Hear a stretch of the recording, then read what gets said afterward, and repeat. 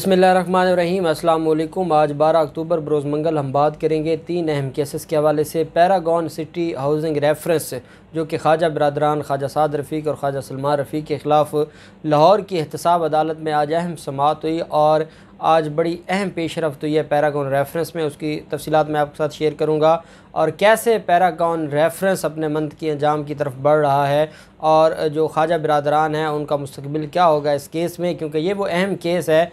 एक वक्त था कि इसके ऊपर मुस्लिम लीग नून सियासत किया करती थी, जो सुप्रीम कोर्ट ने इस मामले पर फ़ैसला दिया था। इस केस में इनकी ज़मानत पर फ़ैसला दिया था। ये लंबा अरसा जेल काट के आए इस केस में। दूसरी तरफ जो शाहिद खाकान अब्बासी का केस है LNG रेफरेंस, उसमें LNG रेफरेंस में एक दरख्वास्त दायर की है। जो को अक्यूज़ड हैं बेसिकली वो साथी हैं शाहिद खाकान अब्बासी के, और शाहिद खाकान अब्बासी ने उनके थ्रू दरख्वास्त दिलवाई है। शाहिद खाकान अब्बासी ये समझते हैं कि उनके ख़िलाफ़ LNG रेफरेंस अब नहीं चल सकता क्योंकि अब नया ऑर्डिनेंस आ गया है। उसका जवाब जो नैब ने दिया है, ये पहले दिन से मैं आपको बता रहा था कि इसका रिलीफ़ नहीं मिलने वाला इन लोगों को, या जो खुशियाँ कर रहे हैं, जो इस वजह से नैब ऑर्डिनेंस को जो ना सिर्फ उसके ख़िलाफ़ कोई रेफरेंस फ़ाइल करते हैं, ना उसके ख़िलाफ़ कोई दरख्वास्त दायर करते हैं, ना ही किसी फोरम पर उसे चैलेंज करते हैं उस नैब ऑर्डिनेंस को, क्योंकि ये उम्मीद से बैठे हैं कि इनके जो केसेस हैं उनमें उनको फ़ायदा मिलेगा। और कैसे शाहिद खाकान अब्बासी को मायूसी उठाना पड़ी है और शाहिद खाकान अब्बासी का जो इस केस से अपनी जान बचाने का ख्वाब था वो चिकना चूर हुआ है। बड़ी अहम तफसीलात हैं वो भी मैं आपके साथ शेयर करूँगा। इसके अलावा जो 2 अहम केसेस हैं, एक तो वज़ीर आज़म हाउस से एक शख्स को गिरफ़्तार किया गया है जो वज़ीर आज़म ऑफिस के नाम पर ब्लैकमेल कर रहा था और इस वक्त तक करोड़ों रुपए लोगों से जालसाजी और फ्रॉड के ज़रिए हथिया चुका था। उसकी गिरफ़्तारी अमल में लाई गई है। लेकिन उससे पहले मैं आपको बताता चलूँ, पाकिस्तान पीपल्स पार्टी के सीनियर रहनुमा हैं और सिंध हुकूमत के सूबाई वज़ीर हैं सुहेल अनवर सयाल। सुहेल अनवर सयाल के घर एक अजीब किस्म की डकैती हुई है। एक ऐसी चोरी हुई है जिसने पूरे कौम को सकते में डाल दिया कि ये कैसी चोरी है। लेकिन जो सुहेल अनवर सयाल हैं वो ये समझते हैं कि वाकई उनके घर पर चोरी हुई है और चोर उनकी 2 राइफ़लें लेकर गए हैं और अभी तक सिंध पुलिस उनको पकड़ नहीं पाई।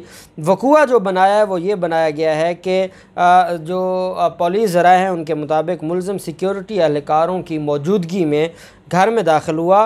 बाथरूम में 6 घंटे तक वो छुपा रहा और 6 घंटे बाद जब वो वहाँ से निकला तो उसने 2 राइफ़लें बैग में छुपाकर छत से फेंकी।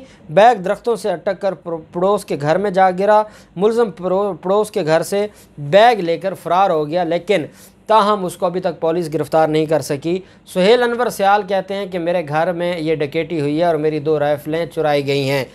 पुलिस कहती है कि अभी तक मुलज़िम को हमको गिरफ़्तार नहीं किया। इदारे कहते हैं कि क्योंकि सुहेल अनवर सयाल के घर जो राइफ़लें थीं वो गैर कानूनी थी, इस वजह से उनका कोई डॉक्यूमेंट ही मौजूद नहीं है जिसकी बुनियाद पर मुकदमा दर्ज हो और जिसकी बुनियाद पर मुलज़मान को गिरफ़्तार किया जाए। और ज़रा ये भी कहते हैं कि ये कोई और चोर नहीं था बल्कि ये उनके सिक्योरिटी गार्ड्स में से कोई था जिसके इल्म में था ये बात कि राइफ़लें कहाँ पर पड़ी हैं, जो वहाँ पर जिसको रसाई थी। और साथ उनका ये भी कहना है कि वो ये बात भी जानते थे कि ये गैर कानूनी है जिस पर कोई कार्रवाई अमल में नहीं लाई जाएगी।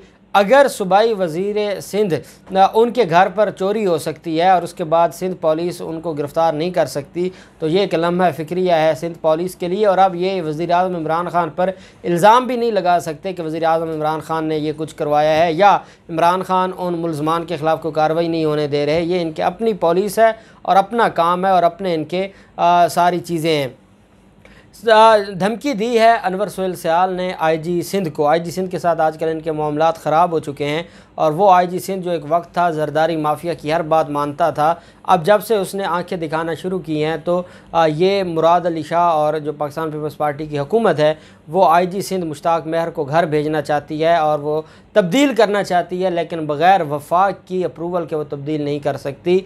यही वजह है कि अब वो इस परेशानी में मुब्तला हैं कि इस IG से जो मौजूदा IG है जिसको उन्होंने इस्तेमाल किया था सफदर अवान के, जब सफदर अवान ने तौहीन की थी मज़ार कायद की और तब इस IG को इन्होंने ब्लैकमेल करके इस्तेमाल किया था। अब वही IG इनके ख़िलाफ़ खड़ा हो गया है। फिर मामला आ जाता है और ये है ख़ुद को वज़ीर-ए-आज़म हाउस का सेक्शन ऑफिसर बताकर लोगों को और लोगों से रकम बटोरने वाला। आप जानते हैं कि हमारे मुल्क में जालसाज़ों की कमी नहीं है। पहले कोई चेयरमैन नैब बन के कई अफसरान को लूटता रहा, एक चेयरमैन नैब का बेटा बन के सेक्रेटरी लेवल के लोगों को करोड़ों रुपए वो उनसे खा गया। मुराद अली शाह के बहनोई से करोड़ों रुपए अगला खा गया और ये कह कर के वो चेयरमैन नैब का बेटा है। ये है हमारे मुल्क में करप्ट माफिया और ये है हमारे मुल्क में करप्शन कि कोई भी अगर थोड़े से कॉन्फिडेंस के साथ कोई ओहदेदार बन के अगर लूटने लग जाए तो वो सारे लूट जाते हैं, क्योंकि सारे के सारे चोर बैठे हैं। यही वजह है कि ये जो मुलज़िम है जिसका नाम जो पुलिस बता रही है उसका मुस्तफ़ा अंसारी, ये इसको गिरफ़्तार किया गया है और इसको गिरफ़्तार करके पेश किया गया है FIA के सामने। और FIA का ये कहना है कि ये अपने आप को वज़ीर-ए-आज़म हाउस का सेक्शन ऑफिसर ज़ाहिर करके सादलू अफराद को लूटने वाला जालसाज गिरोह चला रहा था। इसमें यह कहा गया FIA हुकाम के मुताबिक फैसलाबाद से तलक रखने वाले जालसाज मुस्तफ़ा अंसारी ने इस्लामाबाद के पोस्ट सेक्टर F11 में दफ्तर बना रखा था और ख़ुद को वज़ीर-ए-आज़म हाउस का सेक्शन ऑफिसर ज़ाहिर करके मुख्तलिफ अफराद से जालसाजी करके लाखों रुपए बटोर चुका है, जिसमें वज़ीर-ए-आज़म हाउस के जाली letter heads, authority letters, NOCs और जाली सरकारी दस्तावेज़ात बरामद कर ली गई हैं। मुलज़िम national peace council for interfaith harmony के नाम से कायम की गई खुद साख्ता तंजीम को हुकूमत पाकिस्तान से मंजूर शुदा ज़ाहिर करके लाखों रुपए की एवज़ रुकनीत साजी और तंजीम का अहदेदार बनाने की एवज़ लाखों रुपए वसूल करता था। मुलज़िम मुख्तलिफ अफराद से पैसे लेकर उन्हें ज़ाती और प्राइवेट गाड़ियों पर सरकारी नंबर प्लेट इस्तेमाल करने के NOC भी फ़रोख्त करता था। FIA ने मुलज़िम की निशानदेही पर इसके दफ्तर छापा मारकर वज़ीर-ए-आज़म हाउस के जाली letter head, authority letters, NOC, जाली सरकारी दस्तावेज़ात, कंप्यूटर, मोबाइल फ़ोन, पार्टी की रसीदें, लेटर हेड, बड़ी तादाद में मुख्तलिफ लोगों के नाम, पार्टी के जारी शुदा कार्ड और सियासी शख्सियात के साथ बनी गई तस्वीर, ये सारी की सारी कब्ज़े में ले ली हैं। और FIA हुकाम का कहना है कि मुलज़िम सियासी शख्सियात के साथ बनी तस्वीर से इस्तेमाल करके और मुख्तलिफ सरकारी ओहदे रखने का बताकर लोगों को सरकारी नौकरियां दिलाने का झांसा देकर रकूम हथियाने में मुलव्वस था। मुलज़िम ज़्यादातर खैबर पख्तूनख्वा के शहरियों को अपना निशाना बनाता था। मुलज़िम से इब्तदाई तफ्तीश में इंकशाफ हुआ कि मुलज़िम पार्टी मेंबरशिप के नाम पर 3 लाख अफराद से मेंबरशिप के नाम पर भारी रकम इकट्ठी कर चुका है। डायरेक्टर FIA इस्लामाबाद जोन वकार चौहान का कहना था कि मुलज़िम को अदालत में पेश करके 4 दिन का रिमांड हासिल कर लिया गया है।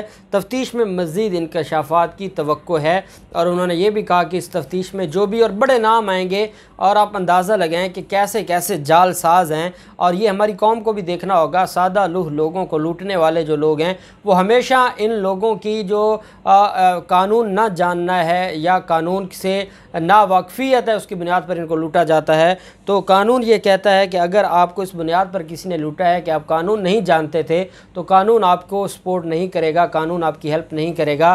ख़ुद देखना होगा कि जो बंदा आपसे लाखों रुपए बटोर रहा है क्या वो सही है या गलत है, क्या उसके पास कोई ओहदा है नहीं है। और इस तरीके से गैर कानूनी किसी को पैसे देना ये भी गलत है और नाजायज़ है। अगर आप किसी को रिश्वत के तौर पर पैसे दे रहे हैं कोई नौकरी लगवाने के लिए, कोई काम करवाने के लिए, वो भी नाजायज़ है। और यही वजह है कि वो ऐसे जो फ्रॉडिया ग्रुप है वो हमेशा से ही पैसे बटोरता रहा है। पैरागॉन हाउसिंग रेफरेंस पर समाअत हुई। ख्वाजा साद रफ़ीक और ख्वाजा सलमान रफ़ीक अदालत में पेश हुए। एहतसाब अदालत के जज हैं नसीम अहमद विरक साहब, उनकी अदालत में ख्वाजा बिरादरान पेश हुए। बहुत अरसे बाद पैरागॉन रेफरेंस पर आज फुल फ्लैज आर्गूमेंट्स भी हुए, जिरा भी हुई और आज जो आज की समाअत थी वो इस वजह से भी अहम थी कि मेरिट पर आज बड़े अरसे बाद समाअत हुई। पहले तो जजेस मौजूद नहीं थे, फिर जब जजेस आए तो पहली ये जो समाअत थी पैरागॉन रेफरेंस की ख्वाजा बिरादरान के ख़िलाफ़। जब ख्वाजा बिरादरान अदालत में पेश हुए, इनकी हाज़िरी मुकम्मल करवाई गई तो अदालत में ये कहा गया कि क्योंकि जो मलक परवेज़ की डेथ हुई है और उनका जनाजा है, जनाजे में शिरकत करनी है तो हमें जाने का मौका दिया जाए। अमजद परवेज़ साहब जो कि वकील हैं और इस वक्त अमजद परवेज़ साहब ही मुस्लिम लीग नून के सारे केसेस में वो वकील हैं। पहले पैरागॉन के वकील कोई और थे, अब उनके वकील भी अमजद परवेज़ साहब हैं। तो अदालत ने कहा कि आपने जाना है तो आप जा सकते हैं, आपका वकील यहाँ पर मौजूद है। जो गवाहान आए हुए हैं आज उनके ऊपर जिरह करनी पड़ेगी। अमजद परवेज़ साहब ने भी कहा कि नहीं जनाब, जब मुलजमान मौजूद होंगे उनकी मौजूदगी में हम जिरह करेंगे। तो अदालत ने कहा नहीं, अब आपको मज़ीद मौका नहीं दिया जाएगा, ये रेफरेंस पहले ही बहुत ज़्यादा लेट हो चुका है, इसलिए अब आपको अगर आप जाना चाहते हैं, मुलजमान जाना चाहते हैं, उनकी हाज़िरी मुकम्मल हो गई है, वो चले जाएं, लेकिन जिरह होगी। अदालत ने अमजद परवेज़ साहब को जिरह का हुक्म दिया। अमजद परवेज़ साहब ने 2 गवाहों पर जिरह की है आज, और ये तकरीबन कई घंटे इसके ऊपर सर्फ किए हैं और जिरह की है अमजद परवेज़ साहब ने। और मज़ीद गवाहों को अदालत ने तलब कर लिया है, और ये अदालत के जो मज़ीद गवाहान हैं नैब के, उनको तलब किया है 29 अक्टूबर के लिए। और इस केस में 121 गवाहान थे। अब तक 35 गवाहान अपनी जो एविडेंस है वो कंप्लीट करवा चुके हैं। और नैब का ये कहना है कि वो सारे गवाहान को नहीं करवाएंगे, क्योंकि पैरागॉन एक फ़्रॉड था, प्लाट के नाम पर पैसे बटोरे गए थे, अरबों रुपए लोगों का जो ये छीन चुके हैं ख्वाजा साद रफ़ीक और ख्वाजा सलमान रफ़ीक और इनके जो पूरा गैंग था। अब वो सारे के सारे जो विक्टिम्स हैं जिन्होंने प्लाट ख़रीदे थे वो भी क्योंकि गवाह होते हैं, तो नैब का कहना है कि सारे गवाह नहीं करवाएंगे। और नैब अब इस केस को मंतकी अंजाम की तरफ ले जा रहा है। और नैब ने कहा है कि हम मज़ीद चंद गवाह करवा के इसको वाइंड अप करके फ़ाइनल बहस कर देंगे।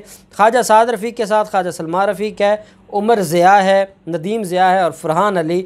ये सादा लौ शहरियों से इनके ख़िलाफ़ जो रेफरेंस शुरू हुआ था वो 59 करोड़ रुपए बटोरने का और फ्रॉड का इल्ज़ाम था इन मुलजमान पर, और फिर इनके ख़िलाफ़ ये सारी कार्रवाई अमल में लाई गई थी।